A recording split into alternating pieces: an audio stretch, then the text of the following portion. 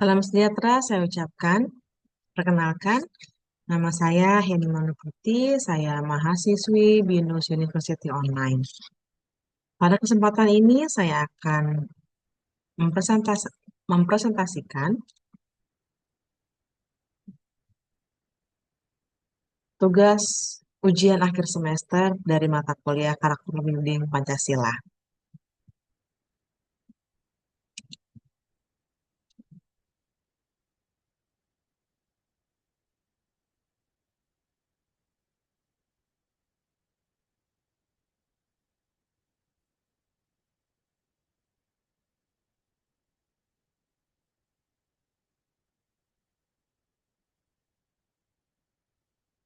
Dengan judul Evaluasi Implementasi Kesetaraan Gender dalam Sistem Rekrutmen dan Promosi Jabatan di Sektor Industri. Latar belakang dari presentasi ini adalah kesetaraan gender yang merupakan salah satu indikator penting dalam kelanjutan yang tercantum dalam tujuan pembangunan berkelanjutan. Upaya untuk mencapai kesetaraan ini tidak hanya mencerminkan keadilan sosial, tetapi juga menjadi faktor penting dalam meningkatkan produktivitas, inovasi, dan daya saing suatu negara di sektor industri. Dalam konteks ketenaga kerjaan, ketimbangan terlihat mulai dari proses rekrutmen, promosi jabatan, hingga pengambilan keputusan strategis.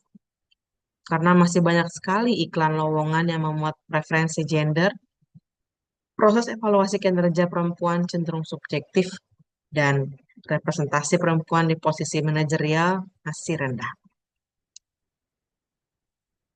Rumusan masalah yang saya buat ada 3. Yang pertama, ragam konsep dan pentingnya kesetaraan gender dalam manajemen sumber daya manusia berdasarkan tinjauan literatur.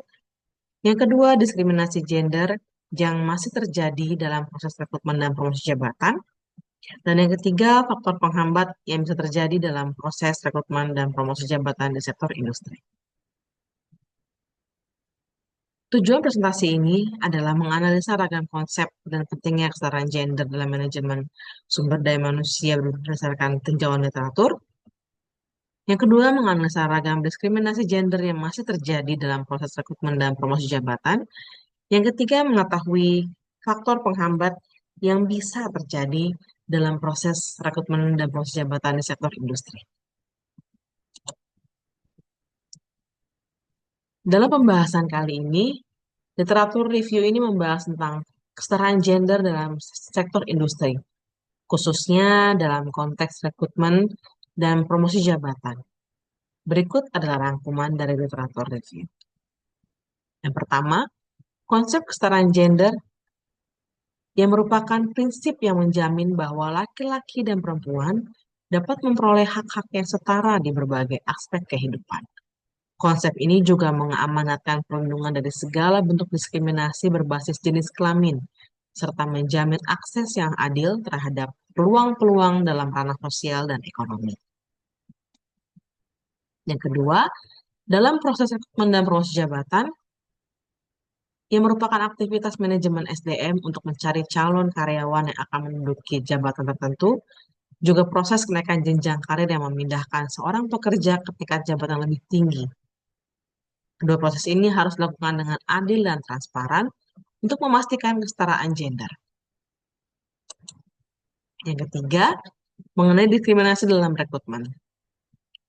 Perlakuan yang tidak adil terhadap pelamar kerja berdasarkan faktor seperti usia, gender, agama, ras, atau kondisi fisik yang tidak berkaitan dengan kompetensi atau pengalaman kerja.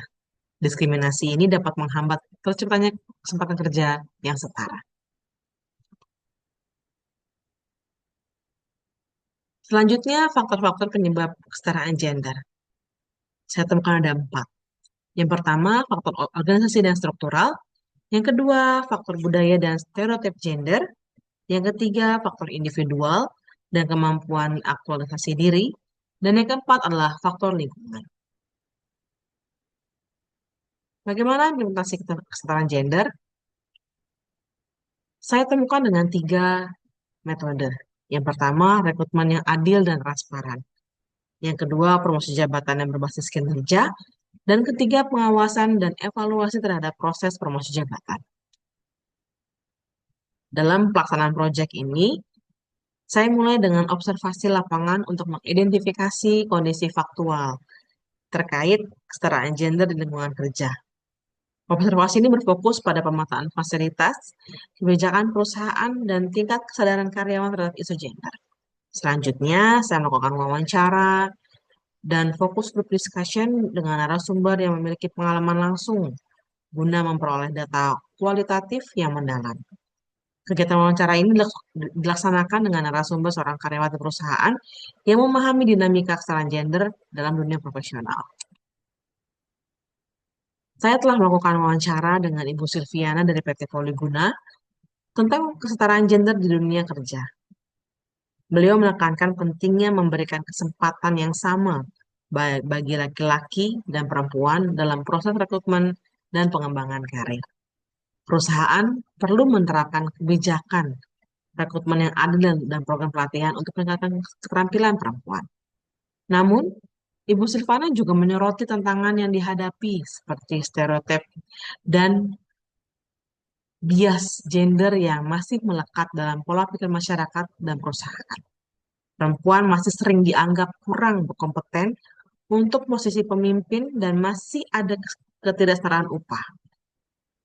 Ibu Silviana menekankan bahwa komitmen dari seluruh pihak, termasuk masyarakat, perusahaan, dan pemerintah diperlukan untuk mencapai kesetaraan gender dan menciptakan lingkungan kerja yang lebih adil dan setara. Solusi yang dapat saya sarankan untuk mencapai kesetaraan gender di dunia kerja adalah perusahaan menerapkan kebijakan rekrutmen yang adil dan transparan, menyediakan program pelatihan untuk meningkatkan keterampilan perempuan, dan melakukan pengawasan serta evaluasi terhadap proses rekrutmen dan perusahaan dan promosi jabatan. Selain itu, kesadaran dan edukasi tentang kesetaraan gender perlu ditingkatkan untuk mengurangi bias gender. Perusahaan harus menerapkan kebijakan yang upah yang adil dan menyediakan kesempatan pengembangan karir yang sama bagi laki-laki dan perempuan. Dengan komitmen seluruh pihak, maka lingkungan kerja yang lebih adil dan setara dapat diciptakan. Sebagai bahan refleksi saya, kesetaraan gender di dunia kerja bukan hanya tentang keadilan sosial, tapi juga bagaimana meningkatkan produktivitas dan kualitas kerja. Lagi-lagi dengan memberikan kesempatan yang sama, baik bagi laki-laki ataupun perempuan, perusahaan dapat menemukan potensi dan keterampilan yang ada pada seluruh karyawan. Namun, tantangan yang masih perlu diatasi, seperti stereotip dan bias gender yang masih melekat dalam pola pikir masyarakat. Oleh karena itu, komitmen dari seluruh pihak untuk menciptakan lingkungan yang lebih baik dan setara. Dengan demikian, kita dapat membangun masyarakat yang lebih dinamis dan sejahtera. Demikian presentasi saya. Saya berharap materi yang saya berikan dapat menjadi berkat bagi Bapak Ibu sekalian. Terima kasih. Tuhan berkati.